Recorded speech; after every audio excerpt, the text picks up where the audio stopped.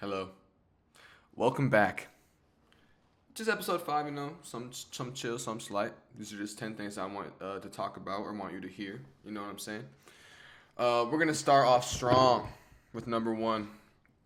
This kind of really just applies to me. I bet some of y'all can relate as well. But I'm just putting it out there to kind of hold myself accountable publicly, if that makes sense.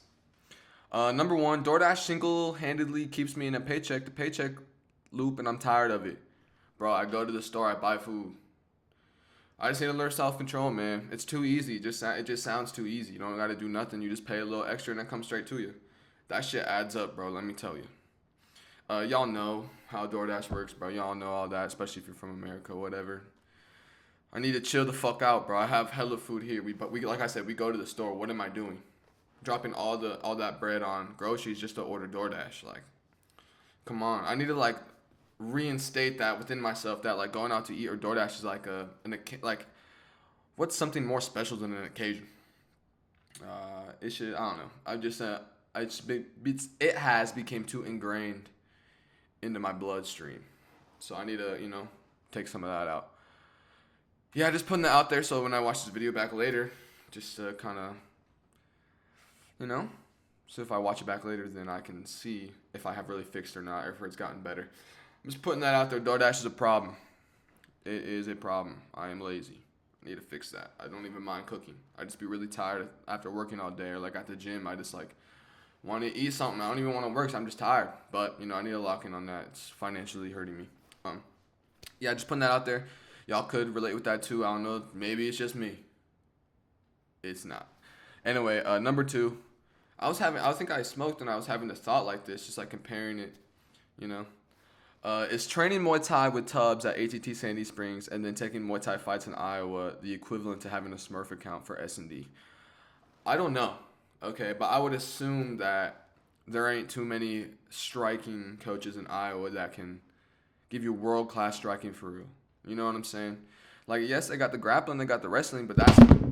Sorry, my apologies. Yes, they got the grappling and all that, but that ain't striking.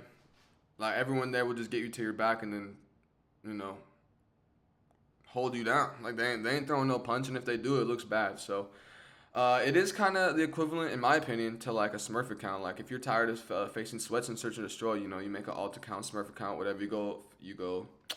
Maybe you queue with some, like, shitters. Maybe some friends.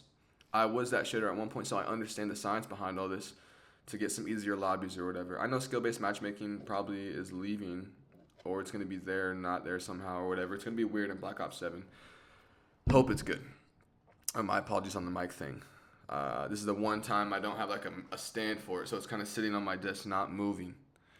But I will have an arm soon. It should be coming in tomorrow, honestly.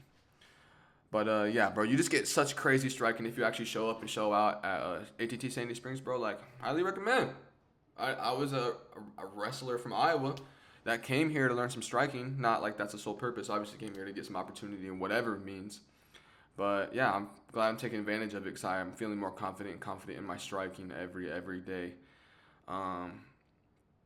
Yeah, and I can wrestle too, so it's a perfect base, perfect everything. Yeah, I do want to take fights in Iowa just to like see how it is. Obviously, competition wise, test myself regardless, even if it's gonna be an easy fight or a light fight or a heavy or easy fight or a heavy fight or whatever, a hard fight. But I would feel bad if they're like really shit and I'm just like, like I said, smurfing or whatever.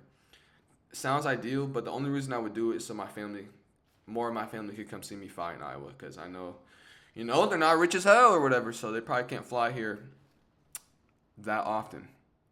Anyway, going on to the next one, number 3, kind of bouncing off the last one. I want to be so active in 2026. Preferably Thai fights, all right? I'll take a kickboxing fight if they want me to, but I want to up my Thai record, bro. I love clinching. I love sweeping. I love all that. I want to get to advanced amateur Thai. I want to be able to throw elbows. I want to take off the headgear, all that. I'm hoping to do that next year in 2026. Was trying to get one more fight this year, but it's not looking good. You know what I'm saying? It was my last week. Going back to the gym next week, so sorry. But yeah, I hope that Tubbs has something in plan for me. I know he sees that I care about, wanting to get better and I want to be a fighter, all this and that. So I hope next year I can go crazy. I'm planning to be in 3 or 4 camps next year. will some of the fights fall through? Likely. Who knows? That shit happens all the time. I've seen people go through fight camps often, and then just last second someone pulls out, or like, for example, Tyrese, before he went to Thailand or whatever, like he went about his weight cut differently or whatever, and he got sick after weigh-ins and couldn't keep his food down, throwing up, blah blah blah. Tubbs called the fight. Not trying to be in that position, but you never know what happens. Yeah. But shout out Tyrese, my bad. I'm not trying to like that dog on you. If that's what it sounds like. I'm just trying to say shit happens. That's out of your control, honestly. Yes, you could have done something better beforehand or whatever to have a smoother weight cut, yada yada. But you know, we're an amateur. This is where we get our experience. This is where we live and we learn. So, don't really feel bad about it. It's not going to be on your record when you turn pro. So, like I said, experience is experience. We'll take it what we can get. Yeah, I want to be so fucking active, bro. I want to be locked in. I want to be an upgraded version of myself, bro. I've been lifting these last couple weeks to like kind of get in there to kind of like not lean out, but obviously gain more muscle. Like I feel like I'm already decently strong, but imagine like I actually lifted or whatever. I could be more of a demon than I am now. You know what I'm saying? Not trying to hype myself up or whatever, but you know, I feel confident on the feet. Not the best, obviously. I could get destroyed in the gym, bro. Everyone has a good day. Everyone has a bad day. You'll feel good. You'll feel bad some days. Whatever. Next one. This one's cool. We're doing this today, actually. Today, it was supposed to be on Thursday, but today is Thursday. Whatever. Today, me and my girlfriend are going to see Macbeth in the theater at the Shakespeare Tavern in Atlanta. I've never been to a live play, or if I have, I was a jit for real. Like I was under 5 or 6 or whatever. But nothing that I remember for like a live action play or whatever. But I also got this thing called the King's Upgrade for her birthday. First of all, this is the only reason why we're going is because it was her birthday on Monday, and this was a thing or whatever. And then, bro, there was this King's Upgrade that I decided to do because it sounded cool. Was basically you get your table or whatever, you get a nice little silk cloth labyrinth or whatever you call that on the table.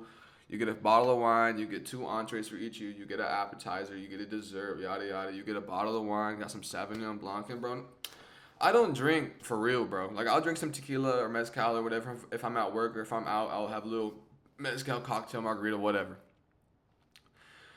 But they have wine, which is chill or whatever, It's a Shakespearean vibe, so I can't really hate. But, bro, tell me why I typed in Sauvignon Blanc, like Savion Blanc. Obviously, you know how to spell Blanc, but I don't know how to spell Sauvignon Blanc. I'm not a wine person. I don't. Now I'm just embarrassed because now I'm going to pull up. They're going to look at me like I'm 17 or 18 or something like, sir, can I please have your ID? Just kind of embarrassing. I'm not really excited for that aspect. I'm excited for the play and to have a great time with my girlfriend for a new experience, especially if something that I've never seen or been to, but I just hope I don't get embarrassed by spelling because I spelled Sauvignon Blanc wrong, like a fucking teenager or whatever. I'm not a wine guy, like I said, whatever, that's my excuse. Anyway, but we get goblets. It comes with this like floral centerpiece on the table you get to take home to remember the night, probably put it on the wall, or Ellie can have it, probably put it out in the living room or something. Yeah, but that's really cool. Yeah, I'm so excited. We're going to have a nice, I hope it's candlelit, who knows, but it's a nice dinner watching a Shakespeare play. Who thought that experience could be available anywhere? I didn't know until I saw this, so that's why I'm glad I did it. So, not a once-in-a-lifetime opportunity at all. I could definitely go back again, but I'm very excited to have that moment with my girlfriend, especially on her birthday week. All right, number 5. This one, bro, I've had this thought for months now, bro. I know I've been out of the gym a little bit, but even... You can ask Alan. You can ask whoever I do bad work with. If you're the bad work boys at 6:30 or to 6:45 or whatever to whatever 7:15, you've heard me bring this up. I know it is possible to throw an axe kick into a rolling thunder. I know it's got to be possible, but I'm too scared to throw it on the bag. Let me just real quick. I'm not trying to be that guy. I'm not like that. I'm not throwing rolling thunders and sparring or whatever. I'm not doing none of that. But like, tell me, hold on, let me stretch. Sorry, real quick. Ooh, I don't know if you heard that. Let's say you go, whee! So like, up, down, then you just go flick with it, and then this flick goes, you know what I mean? So it's like, whee! It's gotta be possible, bro, but I'm so scared to throw it on the bag, because I know I'm gonna hurt myself, bro, and come on, let's be for real. Is that gonna work? Who knows? You throw that shit once in your career ever, and that's it. So I'm waiting to pull that out. Something I got in the toolbox that probably won't pull out for another decade or so. You know what I'm saying? If I'm desperate, bro, if I know I'm gonna lose, I'm just like I'm on my ass, bro. Like that probably will be my Hail Mary, if that makes sense. Yeah. It's got to be possible. I need to see a video of someone doing it. So if somehow this gets around, bro, please send me a video of that. I want to see it. It sounds insane. I want to practice it, throw it on the bat, but I know I will hurt myself. Anyway, that was a quick point. This video might be a little quicker or whatever. Number 6, the heavyweight division got some momentum, or not momentum. Sorry, the heavyweight division has some movement this weekend in Abu Dhabi. Tom versus Gan and Volkov versus Almeida. And we all seen what DC was saying secretly or whatever to Tom, bro. How like he going a generational run because heavyweight is shit, dude. We all know this. DC didn't even need to tell him that. Tom probably already knew that. But him whispering it secretly, trying not to get it recorded, is pretty funny. DC talking shit about all the heavyweights, basically, literally saying they're all shit. I mean, they kind of are. But I'm not a heavyweight, so who am I to say? All right. I guess I'll tell you real quick. I think Gon loses. I think Tom finishes him in the first round. Obviously, Tom's just that guy. It's just like, what else can you see, bro? Do you see anything different happening? Didn't think so. And then Volkov versus Almeida.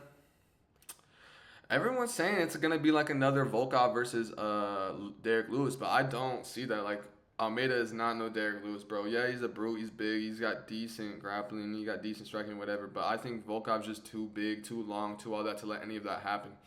And I think Almeida would gas it out if we tried to wrestle with him for even a round. So I think I can just see Volkov either winning by decision, like pitter-patter decision or whatever, or I can see him honestly, hopefully TKOing him, bro. Like, I fuck with Volkov heavy. I fuck with his vibe, bro. I know you could tell from his last couple of fights that he's genuinely like upgraded as a fighter, like all around. Like, he just looks more solid, sleek. He looks in better shape. I fuck with Volkov, bro. But yeah, I think Almeida is gonna lose, hopefully. And I guess, like I said, this is some movement in the heavyweight division, but what's really going on? Chris Barnett versus Hamdi Abdel-Wahab. Hamdi's probably gonna win, unfortunately. Chris is kind of just on like the later part of the ladder of his career or whatever. But bro, Chris Barnett pulled up to Atlanta. I wasn't there or whatever, but he pulled up to ATT Atlanta.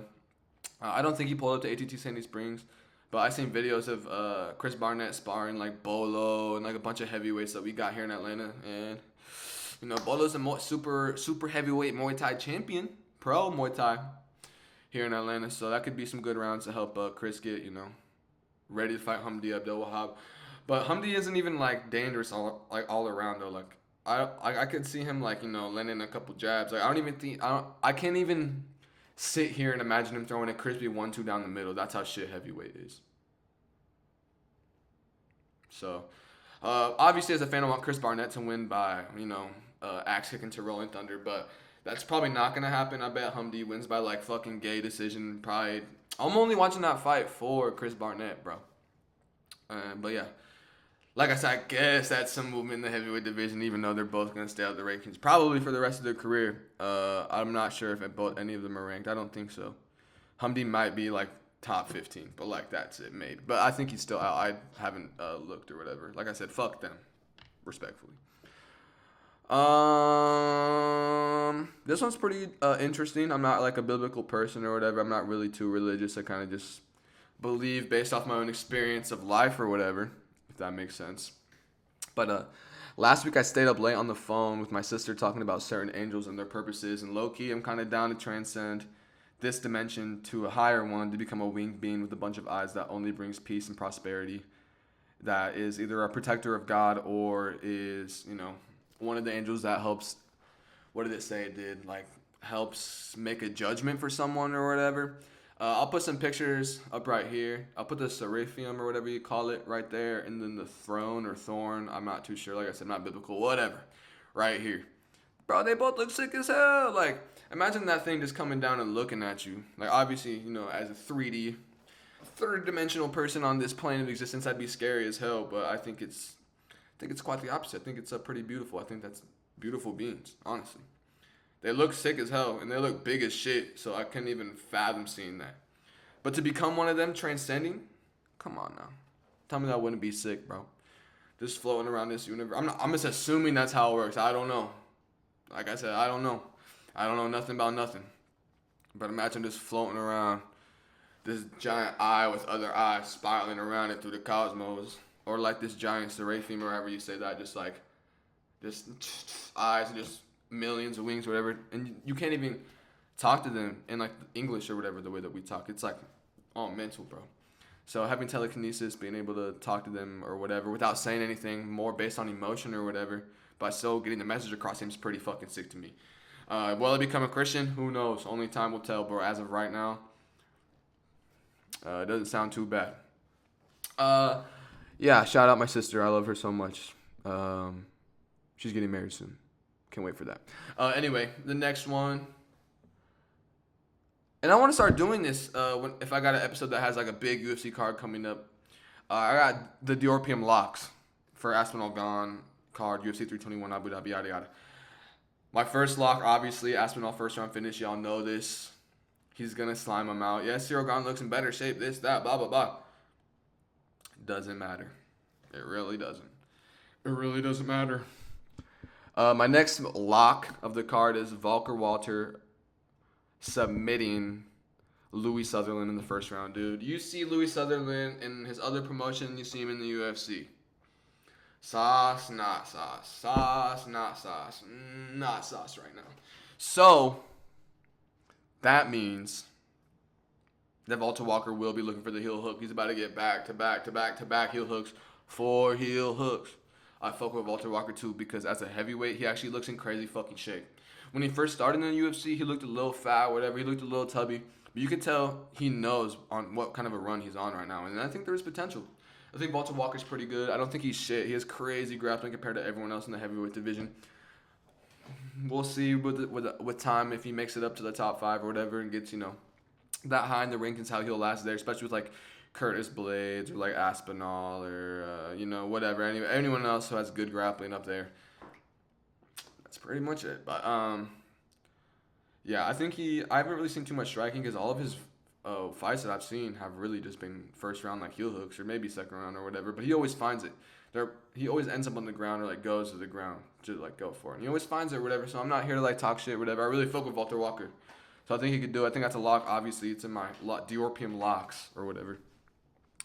And then my third lock is Jose Delgado by explosive finish first or second round. My bad. Hitting the mic just for this episode. Don't worry. Excuse me. Jose Delgado is a fucking freak, bro. A fucking freak. And he's just a spat. He's just on a whole nother level. I don't know. Obviously, he's young. He's in his career. So the fact that he's this good to me, and he still has hella time left to get better, I could see him being a future top contender, honestly. That's me personally. I don't know. I'm not God or whatever. I can't see the future. I didn't create this timeline, but just potential that I see in him. Also, his last fight against Haider Emil destroyed him with that left knee to the face in, like, the first round, I think it was. Insane. Doing that to Haider Emil is pretty crazy. I remember a lot of people had Haider Emil in that fight, so... I forget who Jose Delgado's fighting, but it has to be someone shit for me to think that this is going to happen. So, yeah, those are my 3 locks for this card. Number 9. I'm tired of Dana White trying to make press conferences under 20 minutes, bro. I literally just watched the press conference this morning of the 321. It was Umar, Jandaroba, Dern, Aspinall Gane, and Mario Bautista, bro. Tell me why at the end of it there was like 3 times Dana's like, is that the last question? Is that the last question? Are running close? Oh, no, you have a question? You have a question, kid? All right, make it good so I don't regret adding one more question. Bro, what the fuck kind of promotion is this, bro? Why, like, a press conference should be at least, like, 20 to 30 minutes. Maybe 30 to 40, bro. People got questions. And I'm pretty sure there's a thing where, like, he controls the media of the UFC. So, like, I'm not saying, like, Dana White single-handedly writes the questions that he wants these people to ask or whatever. But it's still just, like... bro, I want the real questions. All right, I want the fans in there asking Tom Aspinall to finger. Let me not say a name because that's wrong. But you know what I'm saying. I want the real questions. I want to laugh. And first of all, I get there in Abu Dhabi, blah, blah, blah, Umar's backyard. Umar says some fucking bullshit that literally is just like the most bland response ever. And when Cyril Gane too, and Aspinall. I guess with these big stars, Abu Dhabi's just like. They're clapping him on for saying, I forgot what he said exactly, but just like some bland ass response to like some bland ass question. I get they're like high fighters or whatever, like high quality, really good, but is that, do you really need to applaud after everything that they're saying, even though it's not even that crazy? I don't know. It's Abu Dhabi, man. They're gonna glaze beyond reason. Yeah, please, bro. I'm trying to be entertained. These press conferences are what really like hype up these fights. I'm not saying that's the only thing. Obviously, there's promotion, all wait, Nina drama, blah blah blah, and like them doing like embedded and all that. There's so many different ways of promotion, and not even that the UFC does. Like UFC, other smaller channels or whatever that talk about it. But man, I like they're right next to each other. That's as close as we are gonna get to face of them talking. Besides the face off when they're not even mic'd up and no one knows what they're saying until 2 hours later when someone drops a phone video of it. So. I just wish that there'd be more like person to person interaction, better questions. I feel like y'all been noticing this too. Shit just gets kind of bland. Anyway, the last one. Yeah.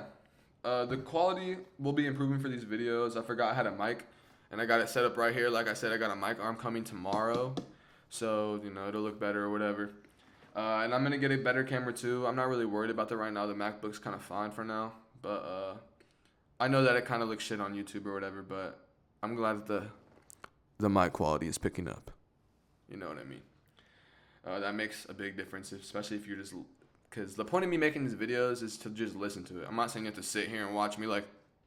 Because me personally, like when I'm watching like MMA Guru, Lucas Tracy, Bedtime, any podcast, Tim Dillon, you know what I'm saying? Whatever I'm listening to, Therapy Gecko, blah, blah, blah. I'm not watching it. I'm listening to it. And that's just how my brain works. And I know Gen Z kids are like that too. They just want something in the background while they're doing the dishes or cleaning or doing their homework or whatever. You could be playing video games. You know how Gen Z kids, bro, and I'm like this. I be playing video games, listening to something. And then for some reason, I'm also on my phone. Like, first of all, that's too much. 3 is too much. 2 is already almost too much. But it can be good. Music, podcast, video game, same time. Not a big deal. Just a brain fuck, if that makes sense. Kind of just get your serotonin levels going. So, yeah, my quality will be improving up, and also want to talk about some video ideas I've had and video ideas and such that I've had. One thing I've been thinking about for months now, before I even started making these videos, was like just sitting here and talking like this, but after weigh-ins, just eating some good fire, bro. Like like my first video I do that, I really want to go to Sushi Village after weigh-ins, which is all you can eat sushi. Obviously, I shouldn't be stuffing my face, getting that full after weigh-ins. I learned that after my last fight because I ate straight just Mexican food, heavy Mexican food, and I felt bloated the next day. Blah, blah. I'm not trying to make excuses or whatever. It's like I said earlier about the Tyree situation. We're amateur. We live and we learn. I should have listened to my coach. He said go to IHOP. We went to IHOP. You know what I got? Country fried steak, bro. He said just have some pancakes. Get some carbs in you. You just did a crazy weight cut. Or not crazy, light or whatever. 147 didn't seem like that crazy for me. But, bro, I literally I got a country fried steak, got pancakes on the side, took the pancakes home to Ellie, bro. Didn't listen. I didn't listen to my coach, so I lost my fight. It is what it is. I need to start doing that. Or stop doing that. I need to, whatever Tubbs says, go, bro. He would know. And so the fact that I'm not saying I don't listen to him because I don't think he knows. He knows. I'm not trying to say that at all. I'm saying I need to take it better into consideration because he obviously sees that I care and I want to be a fighter, so... just take his advice because I could tell he cares. The moment I knew he actually cared was when he was calling me the N-word over and over again on the stool because I was fighting with my hands down. So he was in shock. I was in shock. We were all in shock that I was getting, I lost the first round or whatever. So shout out Tubbs. Really appreciate him as a man. All right. As a coach, as a man, and whatever. Shout him out. I would not be who I am today without meeting him 2 years ago. Or something like that, almost 2 years ago. December will be 2 years training at Sandy Springs. But another video idea I had is I want to interview people from my gym, bro. Not like me sitting down like,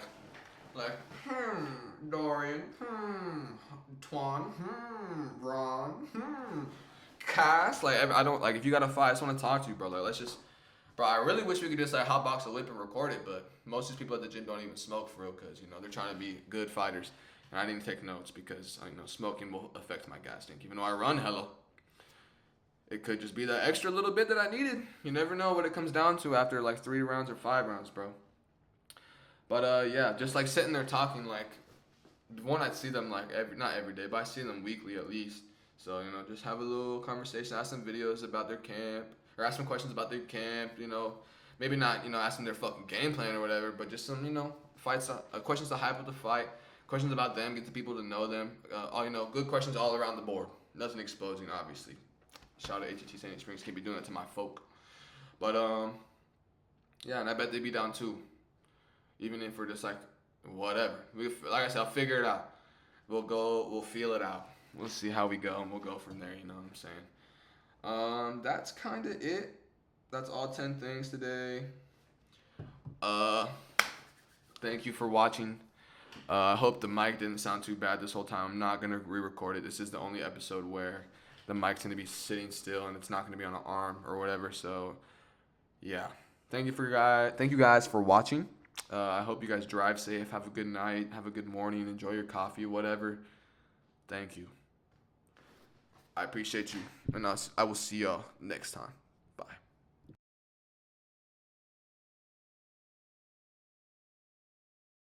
My boyfriend is watching you every day and it's ruining our relationship. Please tell him to stop. This is DIORPIUM's girlfriend. Hey, imaginary person. Hey, DIORPIUM in a weird mood. You stop. You tell yourself to stop. I know this ain't real. Thank you, though. Well, stop. You can stop watching if you want. Your relationship is more important, folks. I never had a proper relationship, but I imagine it's pretty good, so you should try and keep it.